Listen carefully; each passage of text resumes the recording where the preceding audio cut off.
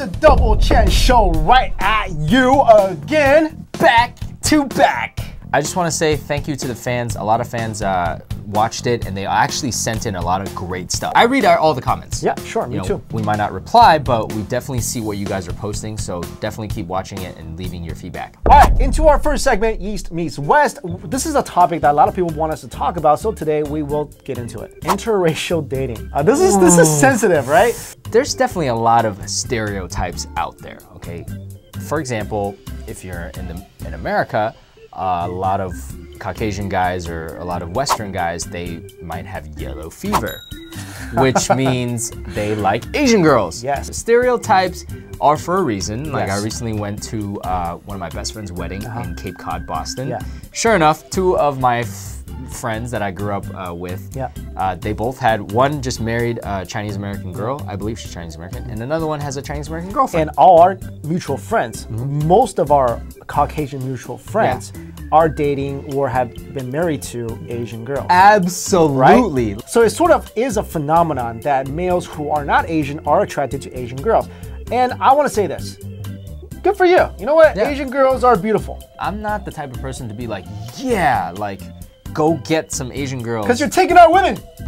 I'm not even like that either. Some Chinese guys are like, they're taking our women. I don't think like that. Look, right. We're in America. America's a melting pot. Sure. To me, it's accepted in my book. Yeah. Look, if you are, it's just a type, right? Yeah. You're attracted to Asian girls. Sure. Because they have a certain look. Yeah. Right? Growing up, I was attracted to Caucasian girls. Sure. And I was too. And honestly, this is kind of funny.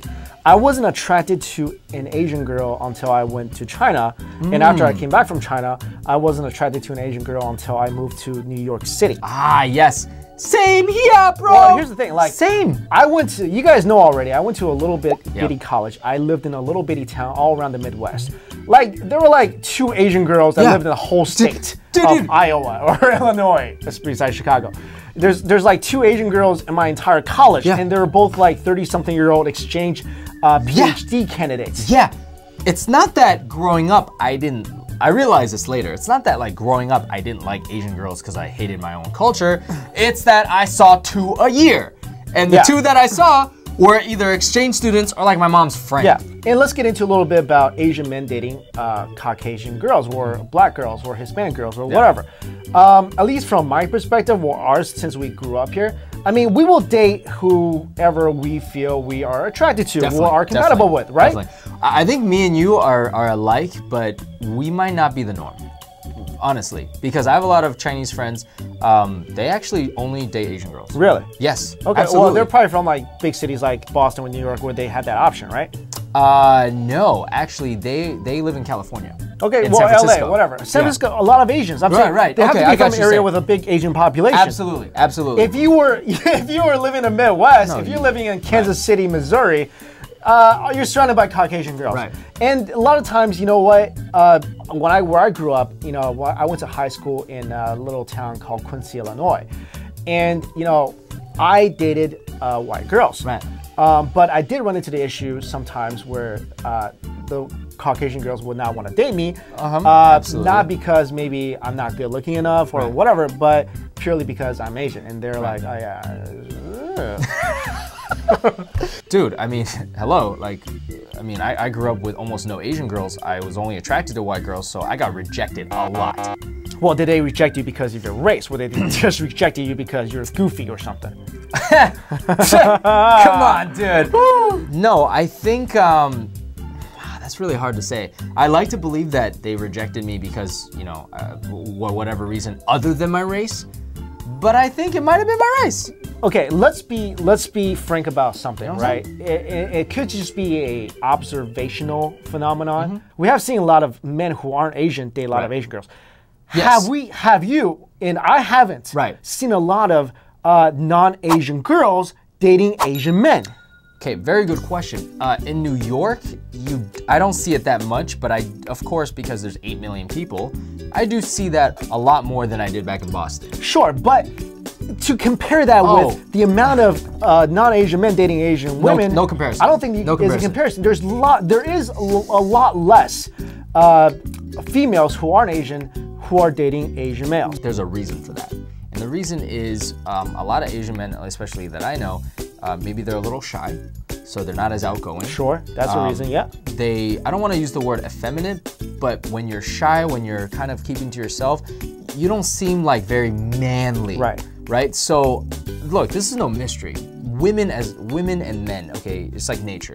Women are attracted to alpha males, for the most part. Not everybody, but the most part. Okay. So when you don't have certain qualities that women deem as so a lot of Asian guys, and I'm generalizing for good reason, because I've seen a lot of Asian guys out there, they're either socially awkward, they're not as confident as themselves, so they don't exude these alpha male genes.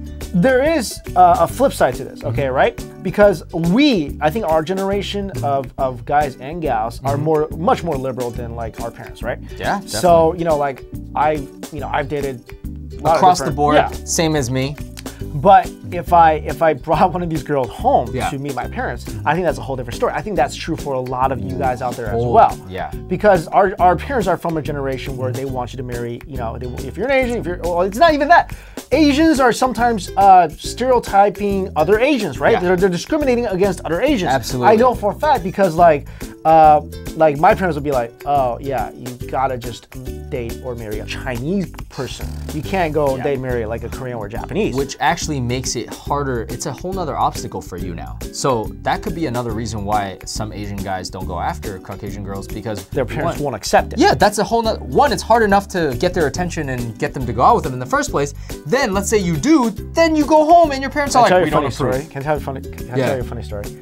I was dating this girl, my first white girlfriend ever. This is in Illinois?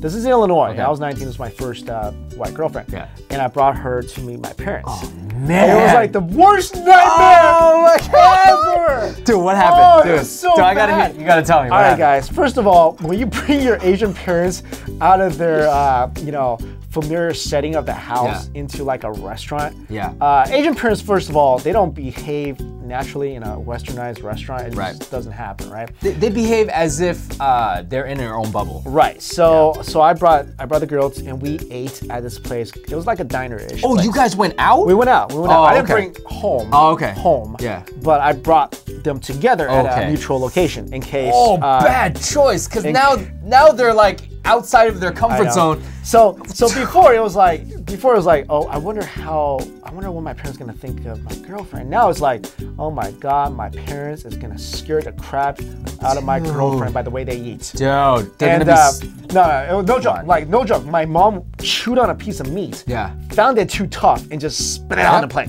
My mom would spit out all of the fish bones, like not covering her mouth, just literally like. Yeah, it's not like napkin, wipe. It's like. I mean, I'm not making fun of my parents here. It's just the way it is. There is a cultural gap. Yeah. You guys know exactly what we're talking about. So okay, this is happening, and then they're cordial, of course. Chinese parents are not gonna say. Most people aren't gonna say stuff. You know what they're thinking. And they're gonna talk to you in Chinese. Yeah. They're gonna talk to you in Chinese. In front of your girlfriend. Right in front of your girlfriend. They'll do it. They'll be like, Chen Xing你这个 They will do it, right? You guys know they will do it. They will talk to you in Chinese, and the girlfriend is just sitting there going. This is kind of awkward. So anyway, is it safe to say that you didn't have a girlfriend after that? I still had a girlfriend after that. But here's what my parents said. Yeah. Okay, my white girlfriend, and then afterwards dropped her off at home. Came back. What do you think, mom and dad? So first thing my dad said to me, and my dad's always very thoughtful. My dad's like, Mike, it looks like she might be fat one day. Oh my! Of all things, like that's the thing they say? That's what my dad said. So my mom says to me, she's like, Mike, of course she didn't call me Mike. My mom says to me, she's like, you can date her, but you cannot marry her. Oh man, which is probably often heard words from Chinese parents. But as soon as someone like me or you or maybe some other people out there heard this, like immediately it flips a switch in my head. I'm like, first of all, I told my parents, I'm like, I'll marry whoever I want to marry. Like, whatever the race, whatever, that's who I want to marry. And then my parents got real quiet. Right. And then my dad's like, all right, you're scaring your mother. I'm like. Dude, I mean, that's a whole nother topic because you and I would be considered rebellious because most Asian kids, first of all, they won't even bring a white girlfriend home. They won't even date them because they know that's going to happen and they know they're going to piss off their parents and going to make it awkward, so they won't do it. For me and you, we'll do it, and we won't care what our parents think. Right. But guys, whoever you're going after, whether they're white, black, purple, pink, or whatever, right? Okay. If you want to go after someone that makes you happy, right, go after them. Right. Okay. So piggybacking on interracial dating, sure. I want to keep the topic about dating. Sure. I found that there's a huge difference between a guy who grew up in China or has more of an Eastern mind versus a guy that's grew up in America, whether he's Asian or not, and how they approach, how they ask people out, how they think about relationships as a whole. Sure. I think what you mentioned before, in my opinion, and I lived in both societies, right? In New York City, where a lot of my friends are Asian, and also in Midwest, where I haven't seen another Asian in years. And you lived in China for several years. The biggest difference I noticed is that people who aren't Asian, they tend to be more, forward about. They see someone they like, they're gonna go after them. About their intentions, their interests. Right. What I see from Asians, especially in China, and this is the phenomenon, okay? It's shy to the point of like just going crazy. Right. Like if I like a girl, let's say I'm a typical guy in China. This I'm generalizing a little, but most of the time this is the case. When I was in high school in China, someone will like a girl in my class. And they will like her for like 3 years. At least, And it just like subtly like her and won't show it. Right. And we'll show like little things like they'll go over and hit the girl. I don't know, like push her, like whatever, pull her ponytails, push her down the playground, whatever stuff, kindergarten they stuff. want to initiate contact, they just don't want to like tell her that they like her. And a lot of times what they do is they'll wait till the moment where they either will lose out on a chance to ever see them again, which is typically at graduation, or someone's moving away. And basically they wait till the moment where if they get rejected, they will never have to see this person again. And it's, come on, I mean, you can't do that. You have to be more, if you see someone you like, be more, Western and just go after them. Why do you feel they're like that? Because I noticed the same thing too. It's almost like they're living in their own fairy tale world. Well, look, it's the way we're raised, right? We're very introverted. Like most Asians are very introverted. You can't tell how we feel a lot of times. That's part of Confucius culture. You're just polite. You're respectful. That's how you are in your family. You don't show emotion, and a lot of times you're afraid to show emotion because you're afraid of what's going to happen afterwards. And a lot of times Chinese have the thing, right? Saving face. And we all have very thin layers of skin on our face, right? That's what the saying goes. So we get hurt easily. We get ashamed easily. We get awkward easily. So we're afraid to put ourselves in that situation. I totally agree. It's weird though, when I think about that, I think I must have been Western minded ever since because I was born in China and I grew up there until 6 and then I moved to America and I've been here ever since. Haven't been back to China once to visit, right? I remember back in kindergarten, I mean, if I liked a girl, I literally go up to her in China, in Shanghai, go up to her and kiss her right on the cheek. I was 5 years old. That's a little too foreign, maybe. So for me, I've never been, it wasn't like I grew up in China kind of, because I didn't have time to grow up in China. That's all I knew. So naturally, when I moved to America, I was still like that. So 2nd grade, I like a girl, it started from when I was young. I wouldn't pretend. I would just be like, I like you. Here's the other thing. The entire society in China is anti-dating. When you were little, anti-dating. It is. When you're in school, dating is forbidden. Forbidden or very, very, very much frowned upon by the administration. And even by your parents. A lot of parents will be like, no, you gotta study. You can't date till you're 23, 24, 30, or whatever. So you could go your whole high school life and not have these skills. And here, there's dances like almost like 6th grade, 7th grade. There's dances everywhere. There are dances where girls can actually ask guys out, vice versa. So there's a lot of opportunities. The environment is different. Perfect example, like in America, when you see a couple of young kids holding hands, it's very innocent. Adults will actually be like, oh, look how cute that is. In China, it'll be like, break it up. What do you think you're doing in China's one-child policy? Everyone wants their kids to, first of all, study. Secondly, get a good job. And then you worry about your relationship. Your relationship, love, never comes first in China. And here is almost the opposite. It's like, oh, go with your heart. Do what you love. That's what's the biggest difference, at least to me. We are into our advice segment. First of all is how to deal with racism, actually. And we were talking about interracial dating. And I actually grew up in an environment where I'm one of the only Asians. And maybe a lot of you can relate to me because I'm betting not every one of you live in LA or New York or San Francisco or Boston or Chicago, right? And I grew up with a lot of racism. I lived in Minnesota, small town Minnesota. I lived in small town in Iowa, Missouri, Illinois, went to school in Missouri. And I dealt with a ton of racism. You know, I remember when I first got to college, my first call on my answering machine, there was a voicemail. I got it. I don't even know how they got my number. I got it, and the voicemail was, this message is from Michael Chen. Go back to China. Are you serious? Yeah, I'm serious. This is college. No way. This is college. Yeah, this is That's like insane. This is insane.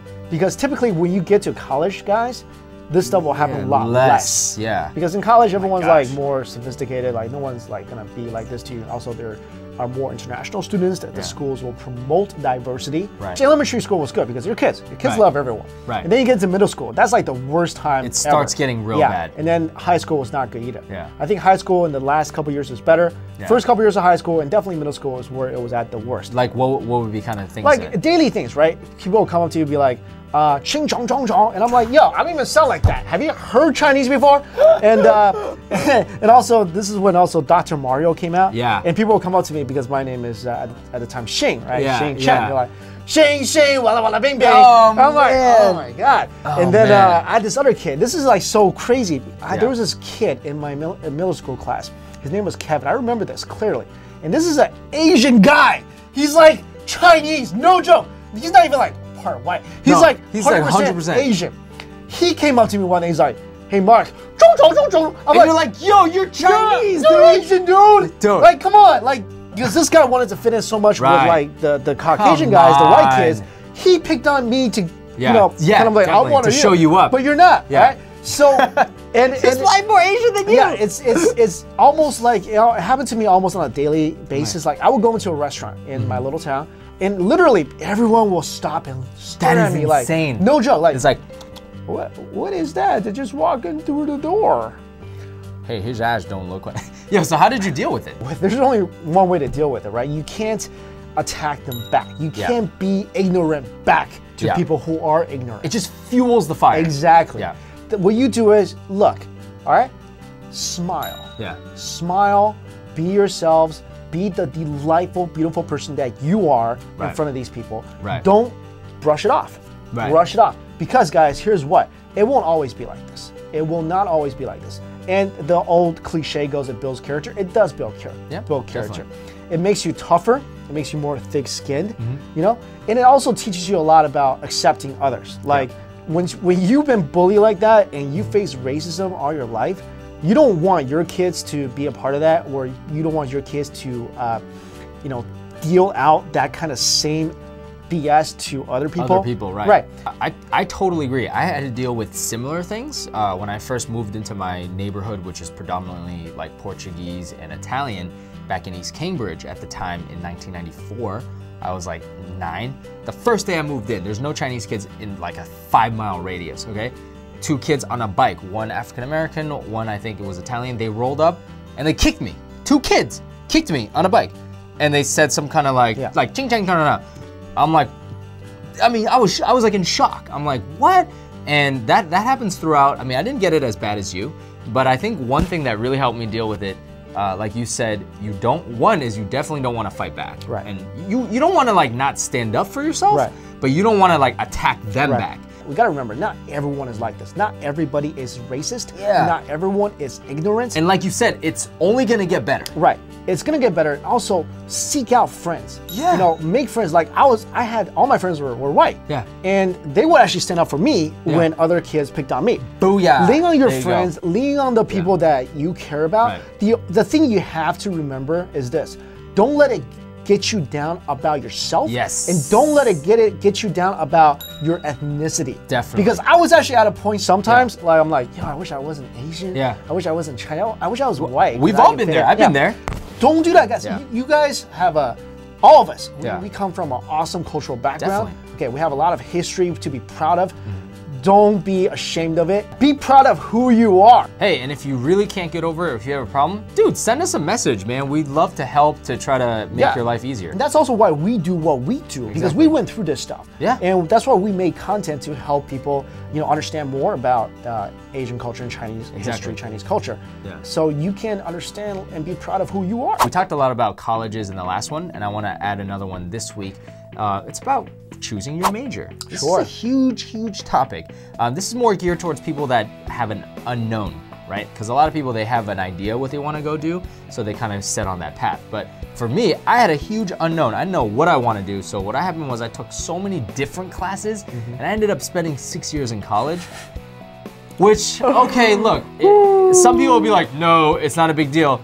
You know what? It is a big deal, because that's 2 more extra years you're paying. Because you know what? In America, it's not free. Right. All right. I would have loved to get those 2 years of money back. Yeah. You know. So, anyways, my advice would be, if you don't know what you want to do, try to take classes that will inspire you. Right. Try to take classes that will make you more well-rounded. Sure. And really, the thing I noticed later is I was more inspired by certain teachers than I was by classes. Yeah. And I guess my advice to you guys is college and the real world are like, there's nothing the same. Nothing is the same. Real world is completely different than college. Whatever you're studying in college, unless it's something more technical, like maybe engineering or doctor, being a doctor or whatever, most stuff you learn in college, it doesn't really apply to the real world. So my advice to you in college is learn about yourself, explore every single activity that interests you, especially like study abroad. And study abroad is like one thing that I didn't do that. Mike loves study abroad. Wish I did, because you guys know why? Now if I want to like go to London, I have to pay like $1 grand for airfare. Exactly. Hotels are like $400 a night. You guys get to go there for a whole semester, and like your college, you know, that's part of your tuition. Dude, you guys do it. And also, guys, it's okay to not know. Don't freak out. Thank you. Thank you. Yo, the thing about also, it doesn't help that we have Asian parents. Sure. All right, Asian parents, there's a lot of pressure. Like, what's your major? What is this? If it's not engineering or medical, you're choosing the wrong major. You got to find a balance in your mind, right? You got to somehow tune some of it out. Meanwhile, keep your parents happy. But dude, you're you. Like, don't do a major where it's just only for your parents. Because I'm telling you, at the end of the day, after 4 or 5 years, you're going to resent your parents. Yeah, and I went through that, because when I went into college, my dad said, okay, I'll only pay for your college if you're a computer science major. So I was a computer science major for a total 1 year, and until I realized, you know, I can't program anything. So guys, like, you gotta like find out what you have a passion for and what you love to do.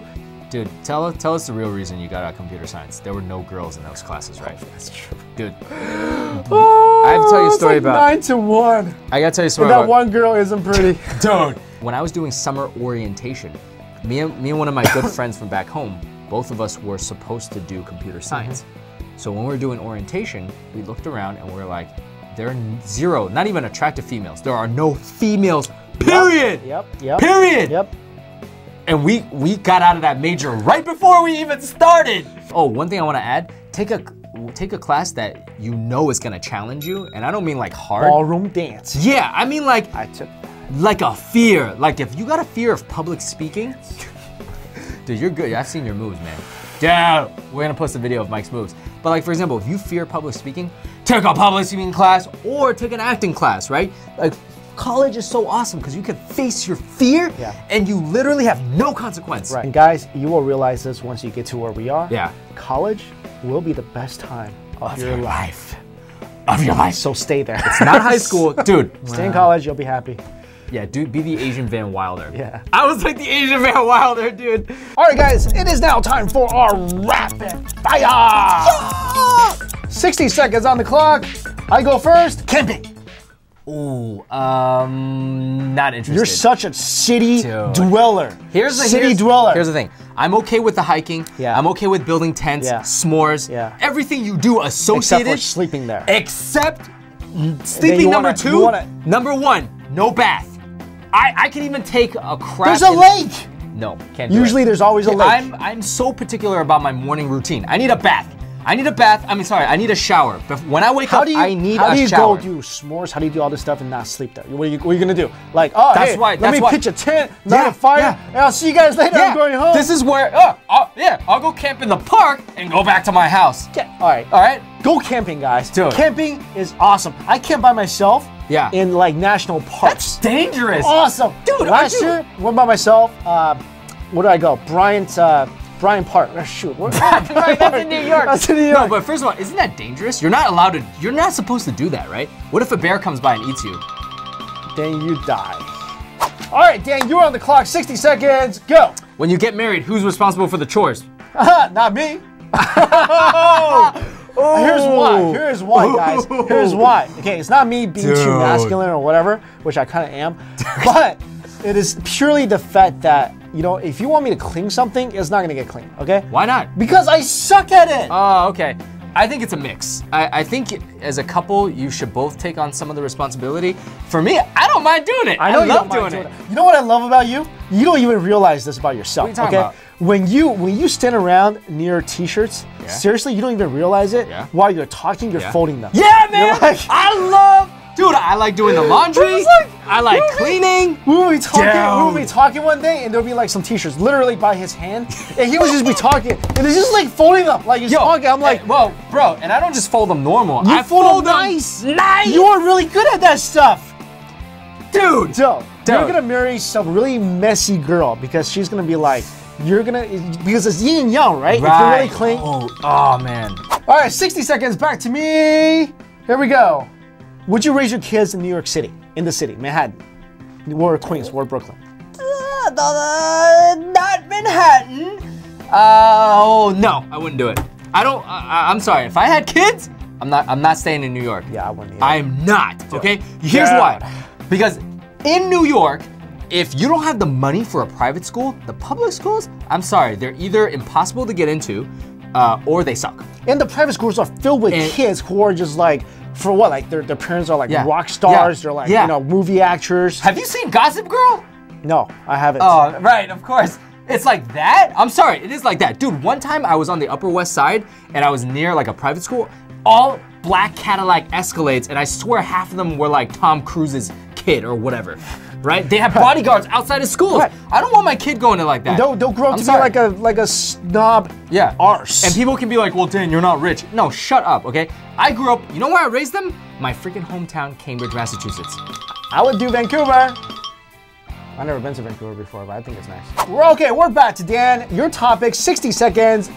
Yo. Best NYC street food, go. Skewers. Skewers, Chinese skewers. Where? Dude, 烤肉 everywhere. Flushing, Elmhurst, street skewers, beef, lamb, liver, whatever. Heck no. Those are gross. What? Those are gross. Let me tell you mine. There's one place. The best is on 46 and 6. It's an Indian halal. It's an Indian street food cart. I know what you're talking about. It's really good. I ate at every single cart in the city. That's good. It is good. Better? But it's not better. First of all, how many times did you have emergency diarrhea after eating those skewers? Never. Never? Never.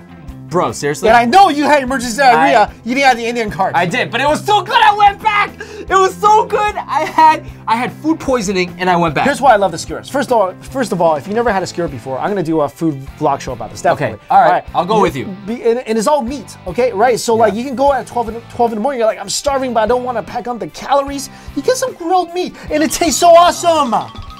Woo! I can't believe that was the end of our second Double Chen show. And guys, luckily for you, we're gonna put the longer version of the show on podcast. Yeah. Different, it's gonna be longer. Our YouTube video is gonna be much shorter, but the podcast will be a much more, almost unedited version of our entire discussion, so you can take that with you. Definitely. And we'll have the link right in our description box, as well as on the screen here, so you can either click that or go into the description box and download our podcast. Make sure you subscribe to this channel.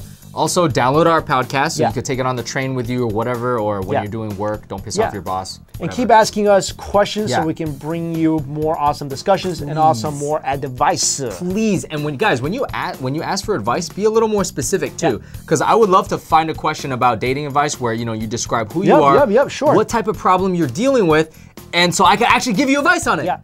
Absolutely. So for all future advice for the Double Chen Show, make sure to message us on Facebook. And also, guys, if you like food, watch me and Dan's vlogs, and we'll put one of the videos on the side right here. It's on our channel, Strictly Dumpling. You can check out us eating awesome food. And if you like movies, who doesn't? Check out me and Mike's movie channel called Spoiler Alert. The link is down below, where we talk about new releases and all kinds of movies, old, TV, present, whatever. Awesomeness. Yes. That's what we like, awesomeness. All right, guys, thanks so much for watching. Please subscribe to our channel. Please like us on Facebook. See you guys next time. Later. Bye.